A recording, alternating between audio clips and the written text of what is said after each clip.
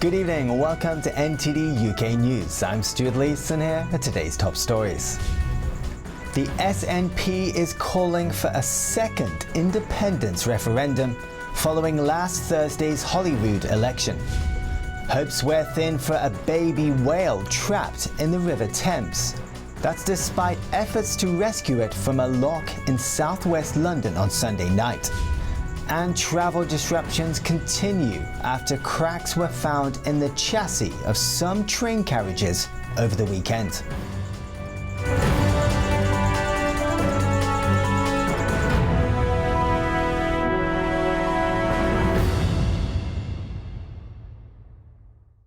Scotland's First Minister seeks a second independence vote.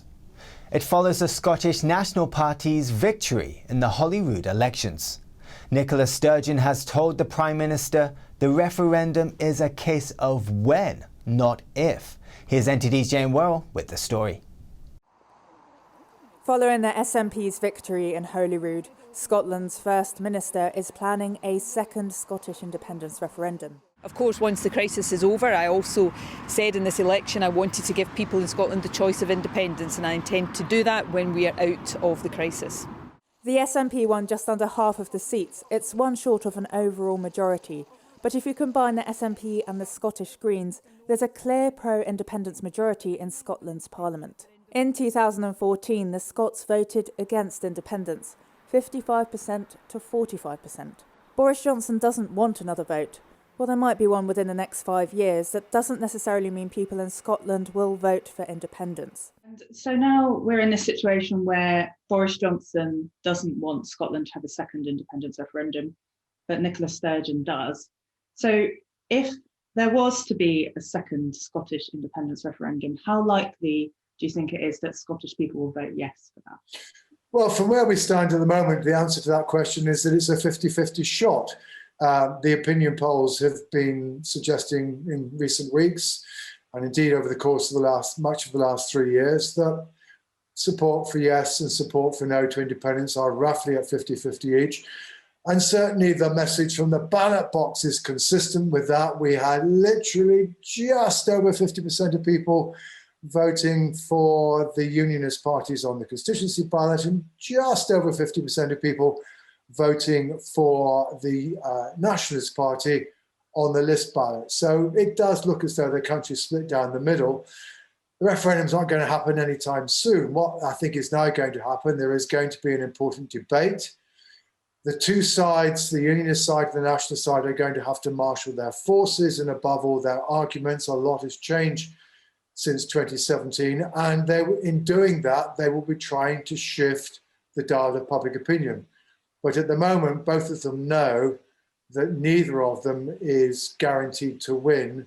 Both of them have a lot of work to do, and we really have to wait and see how the Scottish public reacts if and when we get into a substantial debate about independence of the kind that so far, at least, we've not really been having. Elsewhere, Labour remains in power in Wales, but didn't do so well across much of the rest of the UK.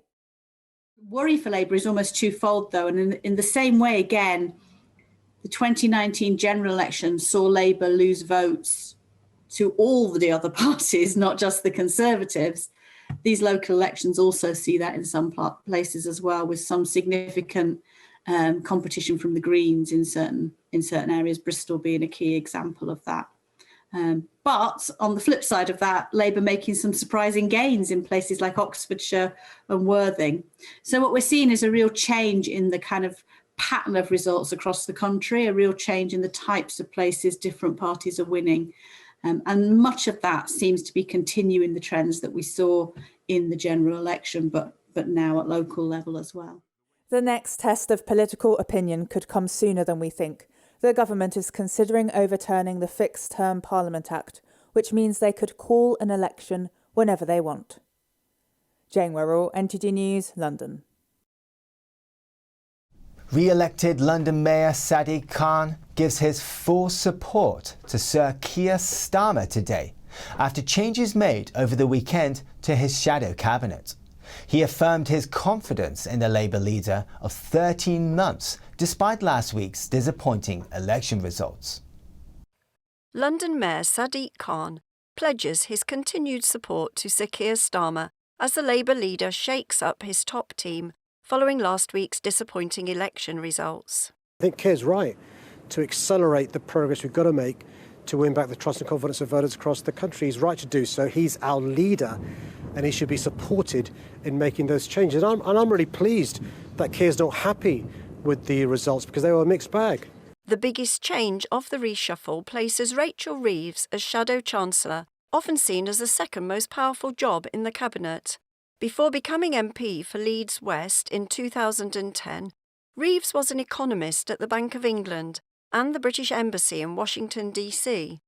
In another move, Annalise Dodds takes the post of party chairman after only 13 months as Shadow Chancellor. Labour's deputy leader, Angela Rayner, was fired as party chairman and elections coordinator on Saturday after Labour's shock by-election defeat in Hartlepool. Labour was defeated by the Conservatives in the North East England parliamentary seat that it had held for decades. Rayner will now take up Reeves' former post as Shadow Chancellor to the Duchy of Lancaster. She's also been given other responsibilities as Shadow First Secretary of State and Shadow Secretary for the Future of Work. Further changes in the Shadow Cabinet shake-up sees Alan Campbell appointed as Shadow Chief Whip, replacing veteran MP Nick Brown, who was sacked. It's part of Starmer's vow made on Friday to take full responsibility for fixing things. We have changed as a party, but we've not made a strong enough case to the country. We've lost that connection, that trust, and I intend to rebuild that and do whatever is necessary to rebuild that trust. In fact, the majority of the personnel in the top positions in the Shadow Cabinet remain the same during Starmer's first reshuffle since being elected leader in April 2020. He also hires pollster Deborah Mattison as Director of Strategy in a bid to reverse Labour's election-losing streak. Mattison previously advised former Labour leaders Tony Blair and Gordon Brown and wrote a book about why the party lost seats in the so-called Red Wall at the 2019 general election. Fears are growing for an injured whale calf trapped in the River Thames. It's hundreds of miles from its natural habitat and lost without its mother. Oh my goodness. That's a dolphin. An injured whale was spotted swimming upstream in the River Thames on Monday in West London. This is just hours after rescuers rushed to save the mammal's life by refloating it. The whale is 3 to 4 metres long and believed to be a baby Minky whale. On Sunday evening, it was stuck for hours at Richmond Lock in southwest London. Videos show it being hosed down by a man while a vet performed a checkup at the river's edge. A crowd of people watched as a team of rescuers, including the Royal National Lifeboat Institute, tried to free it. Fire crews were also at the scene, along with the British Divers Marine Life Rescue Service. Rescuers tried a few times before they finally put the whale on an inflatable dinghy. Then the rescuers took it to a deeper part of the river at around 1 a.m. Minky whales don't usually appear in the Thames, so far from its normal feeding grounds. As the whale heads in the wrong direction, away from the sea, there are growing fears about its fate. Some rail journeys in the UK are disrupted for a third day due to cracks in the chassis of some Hitachi trains. These trains were all pulled from lines on Saturday after the discovery as a precautionary measure. NTD's Neil Wadrow brings us the latest. Great Western Railway and London North Eastern Railway passengers continue to be affected by the removal of the Hitachi Class 800 rolling stock from service. There is no service or an extremely limited service between London Paddington and Bristol Swansea, Penzance, Hereford and Cheltenham. London North Eastern Railway is running a reduced service on the East Coast Main Line between London King's Cross and Edinburgh via Peterborough, York and Newcastle.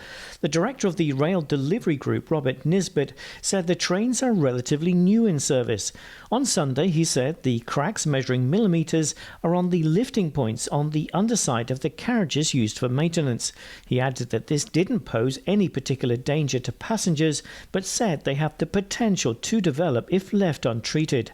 The government on Sunday called on the rail industry to urgently set out a comprehensive plan to resolve the disruption. Rail Minister Chris Heaton-Harris has asked the industry to manage capacity by using alternative trains on the affected routes and deliver a clear rail replacement schedule using buses and coaches.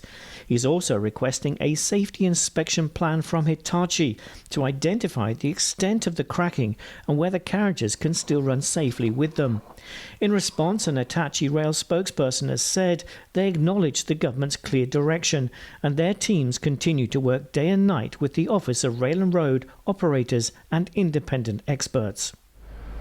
Currently, there is no timescale as to when Hitachi will complete their investigations into the cracks.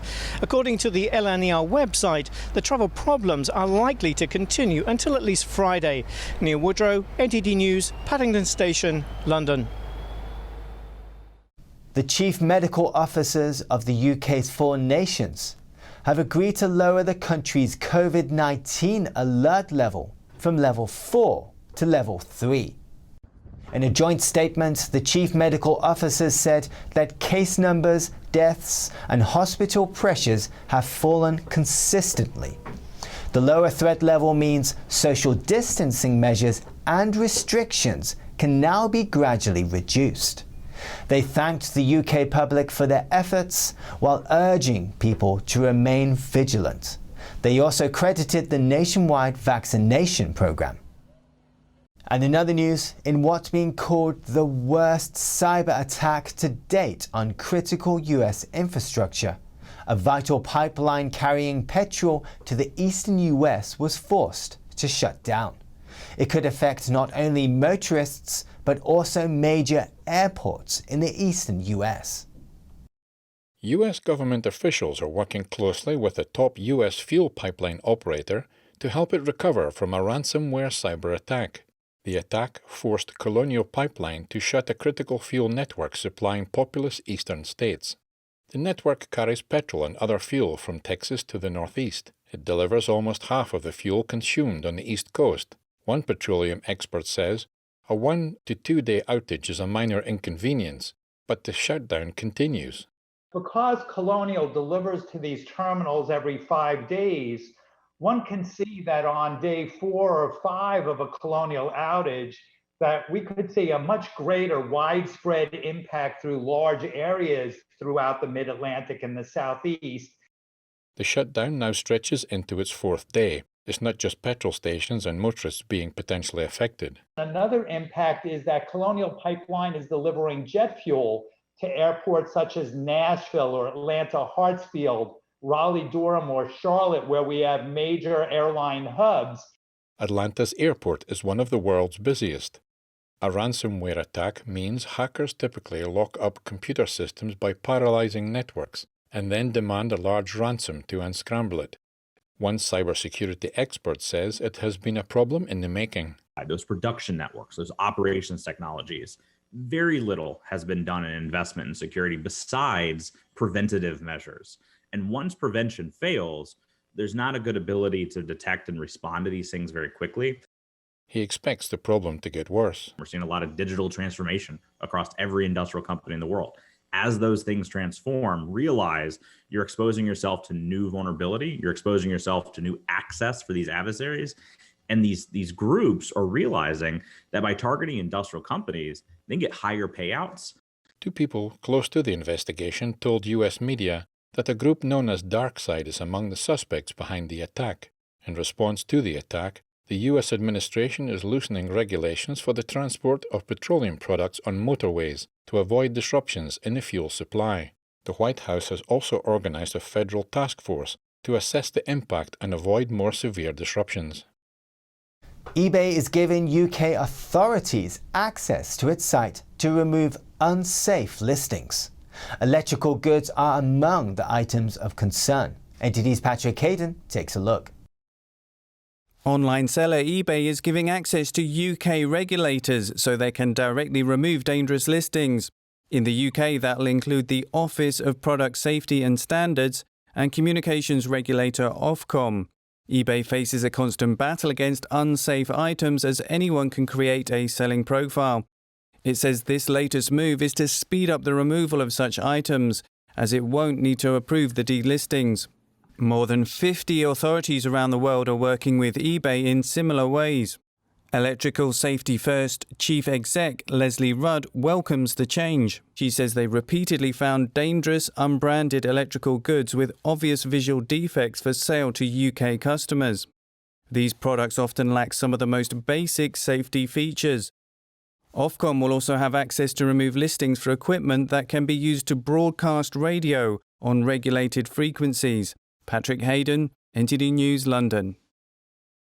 Still to come, a UK-based biotech company is releasing genetically modified mosquitoes in the US. Find out the reason after the break.